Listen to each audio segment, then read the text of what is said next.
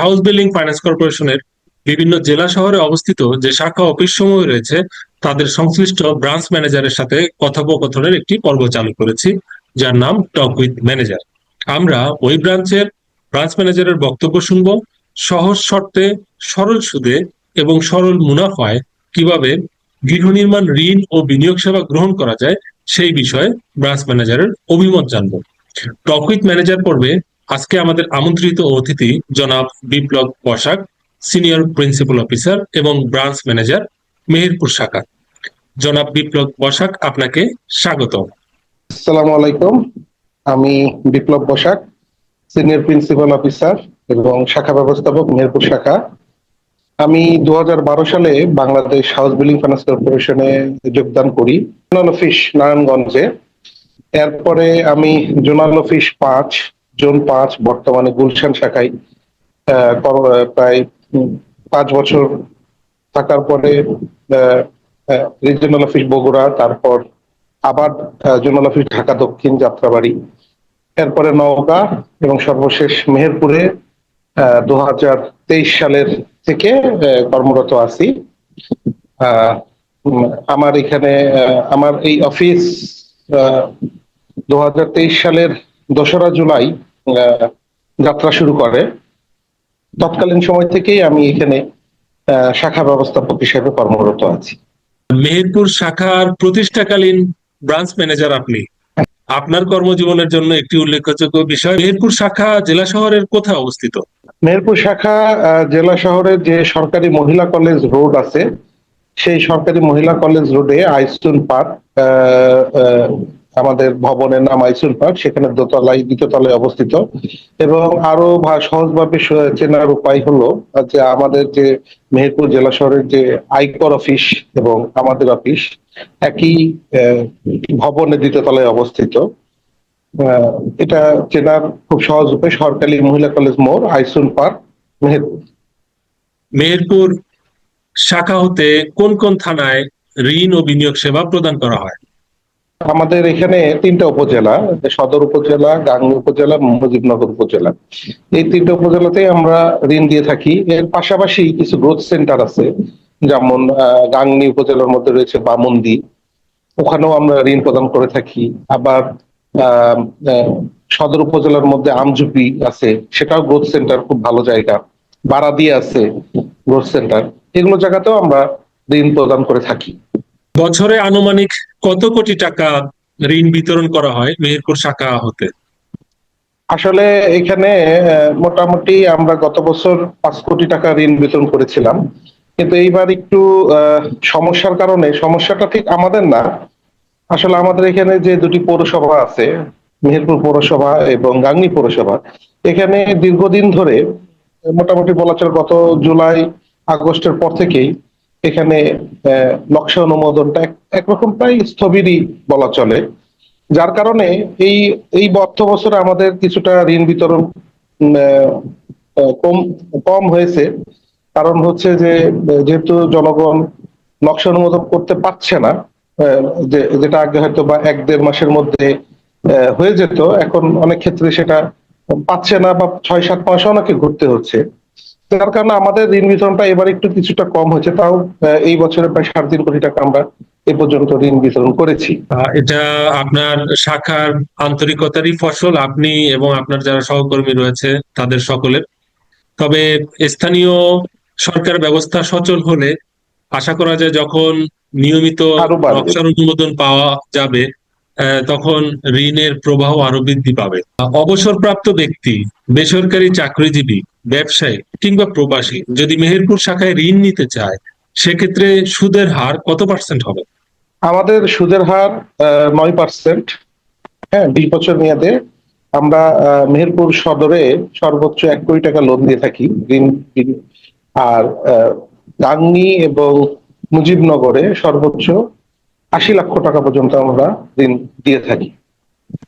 সরকারি চাকরিজীবী যারা বাংলাদেশ সরকারের বিভিন্ন মন্ত্রণালয়, অধিদপ্তর, পরিদপ্তর কিংবা কার্যালয়ে স্থায়ী পদে নিযুক্ত রয়েছেন, তারা যদি মেহেরপুর শাখায় ঋণের আবেদন করে, সরকারি চাকরিজীবীদের ঋণের সুদের হার কত পার্সেন্ট হবে? সরকারি চাকরিজীবী যারা সাধারণত ঋণ নিয়ে থাকে, তাদের কিন্তু প্রথম পছন্দ Bangladesh house building finance corporation. তারা কিন্তু প্রথমেই আমাদের কাছেই আসে, অধিকাংশ ক্ষেত্রে আমাদের কাছে আসে। কোনো কারণে যদি কাগজপত্রের জটিলতা বা অন্য কোনো জটিলতা থাকে, যদি আমরা কোনো কারণে না পারি, তাহলে কিন্তু ওনারা অন্য কোনো প্রতিষ্ঠানমুখী হয়। তাছাড়া কিন্তু প্রথম পছন্দ Bangladesh house building finance corporation. আর এইখানে সুদের হার আসলে এটাও 9%, কিন্তু এখানে পার্থক্যটা হলো যে সরকার এখানে 5% ভর্তুকি দেয়, অর্থাৎ গ্রাহকের সুদের হার আসলে 4% চাকরিকালীন সময়। আর রিটায়ারমেন্টের পরে অ্যাজ ইউজুয়াল 9%ই তার জন্য থাকবে আর কি। মেহেরপুর শাখা সরকারি চাকরিজীবীদের একটি পছন্দের জায়গা, জি আস্থার জি, জায়গা, এখানে যেটা এখানে আপনার অনেকেই হ্যাঁ, আপনি এবং আপনার সহকর্মীদের সেবা প্রদানের মাধ্যমেই এই আস্থাটি জনমনে তৈরি হয়েছে, যার কারণে সরকারি চাকরিজীবীরা ঋণ নেওয়ার ক্ষেত্রে আপনার প্রতিষ্ঠানই সর্বপ্রথম চেষ্টা করে। আপনাদের এই আন্তরিক সেবার জন্য আমরা সাধুবাদ জানাই।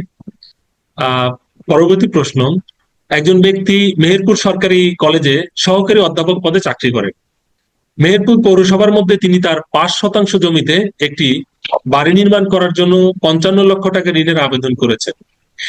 ঋণ মঞ্জুরির পরে 55 লক্ষ টাকা কতটি চেকের মাধ্যমে পাবেন? সরকারি ঋণের ক্ষেত্রে একটা নিয়ম আছে, সেটা হলো যে মানে যে পদেরই কর্মকর্তা হোক না কেন বা যে পরিমাণ ঋণই সে নিক না কেন, তার সকল ঋণের চেক 4 কিস্তিতে তাকে দেওয়া হবে। অর্থাৎ কেউ যদি 55 লাখ টাকা নেয় তাকেও 4 কিস্তিতে দেওয়া হবে, কেউ যদি 40 লাখ টাকা ঋণ পায় তাকেও 4 কিস্তিতে, অর্থাৎ যে পরিমাণে ঋণই হোক না কেন 4 কিস্তিতে সে এই টাকাটা পাবে। যদি 40 লক্ষ টাকা মঞ্জুর হয়, সেক্ষেত্রে 10 লক্ষ টাকা করে 4টি চেক হবে। একজন আইনজীবী মেহেরপুর শাখা থেকে 80 লক্ষ টাকা ঋণ নিয়ে বাড়ি নির্মাণ করেছেন। তো সর্বশেষ চেক নেওয়ার কতদিন পরে ঋণের কিস্তি শুরু হবে?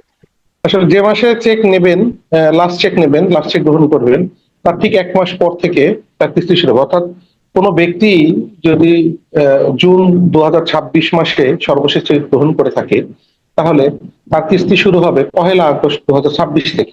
একটি পূর্ণাঙ্গ মাস আপনারা গ্রেস পিরিয়ড প্রদান হ্যাঁ, করবেন। বাড়ি নির্মাণ, সেই বাড়ি ভাড়ার উপযোগী করা, পুরো বিষয়টি আপনারা তদারকি করেন।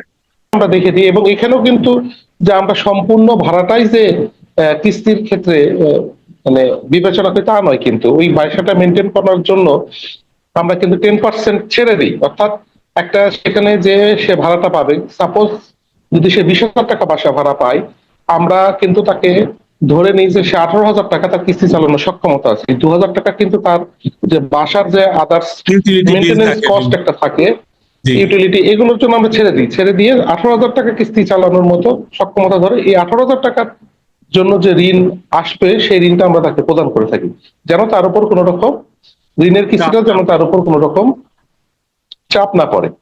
গৃহ নির্মাণ ঋণ এর মেয়াদ কত বছর? সর্বোচ্চ মেয়াদ হচ্ছে 20 বছর যারা বাংলাদেশি তাদের জন্য, আর যারা প্রবাসী রয়েছেন তাদের জন্য সর্বোচ্চ মেয়াদ 25 বছর।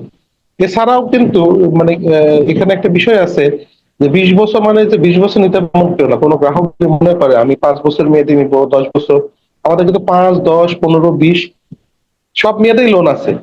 তবে আমরা যারা বাংলাদেশে বসবাস করেন তাদের জন্য সর্বোচ্চ 20 বছর, এবং প্রবাসীদের জন্য সর্বোচ্চ 25 বছর পর্যন্ত আমরা ঋণের মেয়াদ দিয়েছি। নির্ধারিত মেয়াদের পূর্বে যদি হাউস লোন পূর্ণ পরিশোধ করতে চায়, সেক্ষেত্রে মেহেরপুর শাখায় কোনো আর্লি সেটেলমেন্ট চার্জ আরোপ করা হবে কি? বাংলাদেশ হাউস বিল্ডিং ফাইন্যান্স কর্পোরেশনই একমাত্র প্রতিষ্ঠান যারা কোনো আর্লি সেটেলমেন্ট ফি নেয় না। আমি দেখেছি বিভিন্ন ব্যাংক তারা কেউ 1%, কেউ 1.5% রিমেইনিং ব্যালেন্সের উপর তারা আর্লি সেটেলমেন্ট ফি নেয়, আবার অনেকে নিরুৎসাহিত করে। কিন্তু এই ক্ষেত্রে Bangladesh house building finance corporation কোনোরকম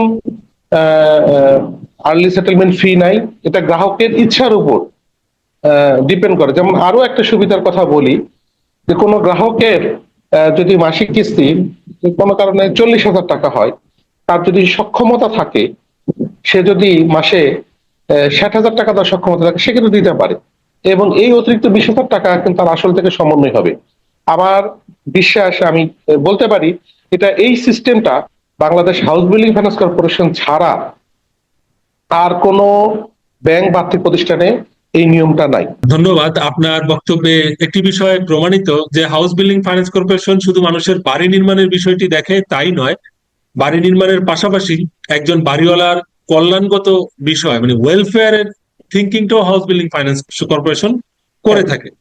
তো সুতরাং গ্রাহক যদি কোনো সময় মনে করে, কোনো গ্রাহক যদি আমি ঋণ নিয়ে বাড়ি করব, আমার মনে হয় house Bangladesh building best house option. Building fund best option. এখানে বিষয়টা হচ্ছে আপনার জমির কাগজ সঠিক থাকতে হবে, প্ল্যান অনুযায়ী, যেহেতু এটা একটা সরকারি আর্থিক প্রতিষ্ঠান, আমরা প্ল্যান অনুযায়ী যেন বাড়িটা হয়, নির্মাণ হয়, সেই বিষয়টা খেয়াল রাখি। তো এই বিষয়গুলো যদি ঠিক রেখে কেউ বাড়ি করতে চায়, তার জন্য বেস্ট অপশন হচ্ছে Bangladesh housing finance corporation. House loan পেতে হলে একজন ব্যক্তিকে কি কি মৌলিক দলিলপত্র মেহেরপুর শাখায় জমা দিতে হবে? মেহেরপুর শাখাটা অ্যাকচুয়ালি এক সময় যখন অবিভক্ত ভারতবর্ষে নদিয়া জেলার অন্তর্ভুক্ত ছিল, তো তখনকার অনেক সিএস প্রতিয়ান গুলো নদিয়া জেলা, এখনো নদিয়া, আমরা কিন্তু যে সিএস প্রতিয়ান গুলো পাই সেগুলো নদিয়া জেলা। এবং এখানে কিন্তু অনেক মানে হস্তান্তরিত সম্পত্তি যেটাকে বলে, অর্থাৎ আহ, বিনিময় করা সম্পত্তি রয়েছে। তো সেই জন্য আমাদের এখানে কিন্তু আমরা মোটামুটি যেটা জিনিস দেখি সেটা হচ্ছে আরএস খতিয়ানের যিনি মালিক থাকেন, সেই মালিকের, উনি যে মালিকানাটা পেয়েছেন অর্থাৎ ওনার মালিকানা দলিল থেকে আমরা চেনটা মিলাই। এর একটা কারণ হচ্ছে যে এইখানে অনেক এসে খতিয়ানি ছেঁড়া, কিন্তু এখানে আরএস খতিয়ান নিয়ে অনেক মামলা মোকদ্দমা রয়েছে। কিন্তু আমরা জাস্ট জাস্টিফাই করার চেষ্টা করি যে যে ব্যক্তির নামে আরএসটা রেকর্ড হয়েছে আসলে উনি আরএস রেকর্ডের মালিক হওয়ার যোগ্য। যার কারণে অনেক সময় আমরা আরএস খতিয়ান মালিকের মালিকানা দলিল বা মালিকানা সপক্ষে কাগজপত্র চাই, ওখান থেকে আমরা বর্তমান বর্তমানে মালিক যিনি পর্যন্ত। গ্রাহক জি। মালিক পর্যন্ত আমরা যে চেন অফ ডকুমেন্টসটা, চেন আরএস খতিয়ানের পর তো চেন মিলানো অত কঠিন না, কারণ ওখানে দলিলেই বলা থাকে যে সে মাঝে কি কি দলিল হয়েছে। জি। তো এই জিনিসটা আমরা দেখি। হ্যাঁ, এখানে তার মালিকানা সত্ত্ব ঠিক আছে কিনা, প্লাস হচ্ছে তার জমির খারিজ। এখন এখানে অনেক ব্যক্তি অনেক সময় আমরা দেখি যে বলে যে আমার খারিজ হয়ে গেছে, তার মানে আমার জমি সঠিক। আসলে খারিজ হয়ে গেলেই যে জমি সঠিক থাকে, বিষয়টা কিন্তু এমন নয়। কারণ হচ্ছে দলিল এবং খারিজ দুটা কিন্তু ভিন্ন জিনিস। একটা দলিল সহজে বাতিল করা যায় না, কিন্তু একটা খারিজ কিন্তু ভুল প্রমাণিত হলে যিনি এসিলেন্ট থাকেন উনি ইচ্ছা করলে এটা খারিজটা মিসকেসের মাধ্যমে বাতিল করে দিতে পারে। তো এই ভুল ধারণাটা অনেকের মাঝে থাকে। তো সেজন্য আমি বলতেছি যে আমাদের আহ, একটা বিষয় কি, আমরা যেভাবে কাগজপত্র দেখি, আমাদের এখানে যদি কারো ঋণ হয়ে থাকে সে নিশ্চিন্ত থাকতে পারে, তো তার কাগজপত্রে কোনো জটিলতা নেই। অর্থাৎ একজন ব্যক্তি আবেদনকারীকে তার আহ, মালিকানা প্রমাণের জন্য আরএস রেকর্ডীয় মালিক থেকে সর্বশেষ মালিক পর্যন্ত মালিকানার ধারাবাহিকতা প্রমাণের জন্য যে কয়েকটি দলিল এবং কাগজ পর্চার লাগবে। প্রয়োজন হয় তা তাকে দাখিল করতে হবে, পাশাপাশি অনুমোদিত নকশা দাখিল করতে হবে জি, আপনার অনুমোদিত ঋণ নকশা। আবেদনের জন্য। একজন ব্যক্তি কাতার প্রবাসী, তিনি গাংনী উপজেলায় সদরে 5 শতাংশ জমিতে একটি 6 তলা বাড়ির প্ল্যান অনুমোদন নিয়েছেন। প্রতি ফ্লোরের আয়তন 1000 বর্গফুট। আপনার শাখায় যদি তিনি ঋণের আবেদন করেন, কত টাকা ঋণ পেতে পারেন? ওখানে 80 লক্ষ টাকায় ঋণ দেওয়া সম্ভব, যেহেতু আমাদের সিলিং ওখানে সর্বোচ্চ 80 লক্ষ টাকা। ওখানে ওনাকে 80 লক্ষ টাকায় ঋণ দেওয়া সম্ভব। আমরা টক উইথ ম্যানেজার পর্বে আজকে আমাদের আমন্ত্রিত অতিথি জনাব বিপ্লব বসাক, সিনিয়র প্রিন্সিপাল অফিসার এবং ব্রাঞ্চ ম্যানেজার, মেহেরপুর শাখা। আমরা শাখা ব্যবস্থাপকের বক্তব্য শুনলাম। ঋণ ও বিনিয়োগ সেবা পাওয়ার ক্ষেত্রে শাখা ব্যবস্থাপকের আন্তরিক সেবার বর্ণনাও শুনলাম। কয়েকটি বিষয় উল্লেখযোগ্য, সেটি হচ্ছে হাউস বিল্ডিং ফাইন্যান্স কর্পোরেশন সরল সুদে ঋণ প্রদান করে। হাউস বিল্ডিং ফাইন্যান্স কর্পোরেশন সুদের উপরে সুদ চার্জ করে না, there is no compound interest. House building finance কর্পোরেশনে 20 বছর মেয়াদী লোন আছে, 5 বছর, 15 বছর, 10 বছরও রয়েছে, সর্বোচ্চ 25 বছর। কিন্তু এই মেয়াদটি একটি সংখ্যা মাত্র। কোনো ব্যক্তি যদি 20 বছরের জন্য ঋণ নিয়ে 2 বছর পরে এই ঋণটি ক্লোজ করতে চায়, তার আর্থিক সক্ষমতা ভালো হয় এবং এই ঋণটি তিনি পূর্ণ পরিশোধ করতে চায়, সেক্ষেত্রে ঠিক 2 বছরের সুদ প্রদান করলেই এই ঋণটি পূর্ণ পরিশোধ করা যাবে। এই ঋণের জন্য অতিরিক্ত যে 20 বছরের অবশিষ্ট যে 18 বছর রয়েছে, এই 18 বছরের জন্য কোনো আর্লি সেটেলমেন্ট চার্জ বা আর্লি সেটেলমেন্ট ফি দিতে হবে না। ঋণ পাওয়ার ক্ষেত্রে একজন ব্যক্তির বিভিন্ন প্রকার দলিলপত্র উত্তোলনের প্রয়োজন হয়, পর্চা উত্তোলনের প্রয়োজন হয়, এনএসি উত্তোলনের প্রয়োজন হয় এবং নকশা অনুমোদন করানোর প্রয়োজন হয়। এসব ক্ষেত্রেও মেহেরপুর শাখার পক্ষ হতে এবং ওই শাখার ব্রাঞ্চ ম্যানেজার ও যারা সহকর্মী রয়েছেন, অন্যান্য কর্মকর্তা রয়েছেন, তারাও একজন আবেদনকারীকে সহযোগিতা করবেন, পরামর্শ দিয়ে থাকবেন যাতে এই ঋণটি তিনি গ্রহণ করতে পারেন। যারা সরকারি চাকরিজীবী রয়েছেন তাদের জন্য ব্রাঞ্চ ম্যানেজারের আহ্বান রয়েছে যেন তারা মেহেরপুর শাখা থেকে ঋণ গ্রহণ করতে করেন, বাড়ি নির্মাণ করা কিংবা ফ্ল্যাট ক্রয় করার ক্ষেত্রে। সরকারি চাকরিজীবীদের মন্ত্রণালয় থেকে সুদ ভর্তুকির অনুমোদন নেওয়ার প্রয়োজন হয়। আহ তারপরে তার বিভাগীয় অনুমতিপত্রের প্রয়োজন হয়, বিভিন্ন পর্যায়ে ঋণ সংক্রান্ত নানা পরামর্শের প্রয়োজন হয়। মেহেরপুর শাখার পক্ষ থেকে এই সকল পরামর্শের দরজাও খোলা রয়েছে। এই ঋণটি শুধু সরকারি চাকরিজীবী তাই নয়, বেসরকারি চাকরিজীবী, ব্যবসায়ী, গৃহিণী, এমনকি অবসরপ্রাপ্ত ব্যক্তি যার কোনো নির্দিষ্ট আয় নেই, তার ক্ষেত্রেও মেহেরপুর শাখায় ঋণের ব্যবস্থা রয়েছে। কারণ এইখান থেকে ঋণ দেওয়া হয় বাড়ি ভাড়ার উপর ভিত্তি করে। একজন ব্যক্তির আয় থাকলে ভালো, সুনির্দিষ্ট আয় না থাকলে জামিনদার নিয়োগ করার মাধ্যমে ঋণের আবেদন করা যাবে। একজন ঋণ গ্রহীতা একটি বাড়ি নির্মাণ করে নিরাপদে বসবাস করতে পারবে। ভাড়াটিয়াদের মাসিক যে ভাড়া পাবে সেই ভাড়া থেকে তার ইউটিলিটি চার্জ বাদ দেওয়ার পরে যে টাকা থাকবে সেই টাকা দিয়ে ঋণের কিস্তি পরিশোধ করতে পারবে, যাতে তার উপরে কোনো প্রকার বাড়তি প্রেশার না হয়। এই সকল বিষয়, কল্যাণমূলক বিষয়গুলো Bangladesh house building finance corporation দেখে থাকে। আমরা ব্রাঞ্চ ম্যানেজারের বক্তব্য শুনলাম। এই পর্যায়ে আমরা মেহেরপুর শাখার জনগণ, আওতাধীন যে সকল জনগণ রয়েছে যারা ইতিমধ্যে হাউস বিল্ডিং ফাইন্যান্স কর্পোরেশন থেকে ঋণ নিয়েছেন অথবা যারা স্বপ্ন দেখছেন যে একটি সরল সুদে গৃহ নির্মাণ ঋণ গ্রহণ করবেন এবং হাউস বিল্ডিং ফাইন্যান্স কর্পোরেশন থেকেই ঋণ গ্রহণ করবেন, এই জাতীয় সম্ভাব্য ঋণ ও বিনিয়োগ আবেদনকারীর জন্য শাখা ব্যবস্থাপকের আহ্বান জানতে চাচ্ছি।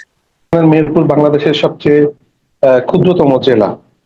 তো তারপরেও এখানে অনেক ঋণ গ্রহীতা আছেন, অনেকে চিন্তা করেন যে অনেক কাগজপত্র লাগবে, সেই ভয়েও অনেকে ঋণ নিতে আগ্রহী হন না। তো আমি তাদের আশ্বস্ত করতে চাই যে আপনারা আসুন, সমস্যা নাই। আপনাদের কাগজ উত্তোলনের ক্ষেত্রে যত রকম সহযোগিতা প্রয়োজন আমরা সেটা করব। আপনাদের যত রকম সহযোগিতা প্রয়োজন আমরা করব। অনেক ক্ষেত্রে আমরা দেখেছি যে অনেক মানুষ সাব রেজিস্ট্রি অফিস থেকে এনইসি তুলতে পারে না, বা একটু এনইসি ক্ষেত্রে জটিলতা হয়, আমরা কিন্তু সহযোগিতা করি। বা অনেকে দেখা যায় যে রেকর্ড রুম থেকে খতিয়ান তুলতে পারতেছে না বা বুঝতে পারতেছে না কিভাবে তুলবে, তাদেরকে কিন্তু আমরা সহযোগিতা করি। আপনারা যদি চিন্তা করে থাকেন যে ঋণ নিয়ে বাড়ি করব, হাউস বিল্ডিং এর বিকল্প নাই। এবং মেহেরপুর শাখা পক্ষ থেকে আমি এইটুকু বলতে পারি যে আপনাদেরকে সর্বাত্মক সহযোগিতা করা হবে ঋণের ক্ষেত্রে। এখানে কোন রকম কারো কাছ থেকে অসহযোগিতা পাবেন না বা ঋণ হবে না। আমরা একটা বিষয় বলি যে অনেক সময় অনেকের ভ্রান্ত ধারণা থাকে যে সরকারি অফিস হয়তো ঘুরতে হবে না। আমরা যদি ঋণ প্রদান করতে পারি কাউকে, সেটাও বলে দেব যে হ্যাঁ আমরা ঋণ দিতে পারবো। আর যদি কোনো কারণে তাকে দিতে নাও পারি, সেটাও কিন্তু কি কারণে আমরা দিতে পারতেছি না, কি সমস্যার কারণে দিতে পারতেছি না, সেটা কিন্তু আমরা বলে দিই। তাই আমি সবাইকে বলবো, বর্তমানে বাজারে যে সুদের হার 13-14% বিভিন্ন ব্যাংক আর্থিক প্রতিষ্ঠানে, আমাদের সুদের হার মাত্র 9%, এবং সেটা সরল সুদ। এবং এটা সরকার একরকম জনগণের সহযোগিতা করার জন্যই একরকম একটা সুযোগ প্রদান করছেন। এবং আমি আশা করব মেহেরপুরবাসী আপনারা এই সুযোগ গ্রহণ করবেন, এবং এই সুযোগ গ্রহণের জন্য যত রকম সহযোগিতা প্রয়োজন আমি মেহেরপুর শাখার পক্ষ থেকে, আমি এবং আমার সহকর্মীরা, আপনারা জানেন, আপনারা ইতিপূর্বে আমাদের এখান থেকে যারা লোন নিয়েছেন এবং তাদের কাছে শুনতে পারেন, আমরা সবসময় যে কোনো গ্রাহককে সব রকম সহযোগিতা করি। তাদের প্রয়োজন অনেক ক্ষেত্রে তাদের কাজটা আমরাও গিয়ে করে দিয়ে থাকি, যেটা তার যে কাগজটা হয়তো তাকে তুলে আনতে হবে, সে পারতিছে না, আমরাও কিন্তু তার জন্য চেষ্টা করি ওই কাগজটা তুলে আনার জন্য। কাজেই আপনাদের কাছে মানে আহ্বান জানাই, আপনারা আসুন। ঋণ নেবেন কি নেবেন না সেটা পরে সিদ্ধান্ত, একবার আমাদের অফিসে আসবেন, আমাদের সাথে কথা বলেন। আপনাদের সকল মানে কোন রকম যদি দ্বিধাবোধ থাকে, আমার বিশ্বাস হচ্ছে, এবং সরকারি চাকরিজীবীদের প্রতি আহ্বান থাকবে, আপনারা আসেন, আমাদের সাথে কথা বলেন, আমরা পূর্ণ সহযোগিতা করব ঋণ প্রদানের ক্ষেত্রে। ধন্যবাদ। জনাব বিপ্লব বসাক, সিনিয়র প্রিন্সিপাল অফিসার এবং ব্রাঞ্চ ম্যানেজার, মেহেরপুর শাখা। টক উইথ ম্যানেজার পর্বে আপনাকেও ধন্যবাদ।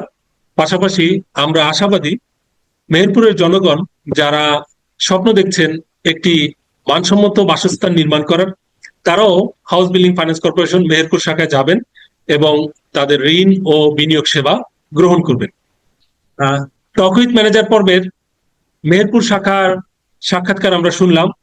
শাখার সম্মানিত শাখা ব্যবস্থাপক জনাব বিপ্লব বসাক, সিনিয়র প্রিন্সিপাল অফিসার, তার অভিমত জানলাম এবং মেহেরপুরবাসীর জন্য তার উদাত্ত আহ্বান শুনলাম। টক উইথ ম্যানেজার পর্বটি আজকে এখানেই সমাপ্ত ঘোষণা করছি। সবাই ভালো থাকবেন, সুস্থ থাকবেন এবং গৃহ নির্মাণ ঋণ ও বিনিয়োগ সেবা গ্রহণের ক্ষেত্রে হাউস বিল্ডিং ফাইন্যান্স কর্পোরেশনকে অগ্রাধিকার রাখবেন। কেন? কারণ খুব সহজে, সহজ শর্তে এবং সরল সুদে মানুষের মৌলিক চাহিদা বাসস্থান, এই বাসস্থানের চাহিদা পূরণে হাউস বিল্ডিং ফাইন্যান্স কর্পোরেশন সারথি হয়ে কাজ করে যাচ্ছে 1952 সাল থেকে। আমরা সকলের সুস্থতা কামনা করে টক উইথ ম্যানেজার পর্বটি এখানে সমাপ্ত ঘোষণা করছি। আল্লাহ হাফেজ।